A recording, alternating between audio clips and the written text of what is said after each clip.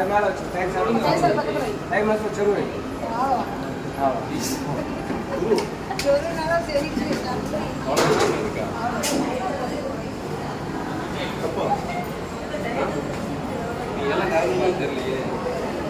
அப்போ அளவு ஜாஸ்தியாக வைக்கணும்.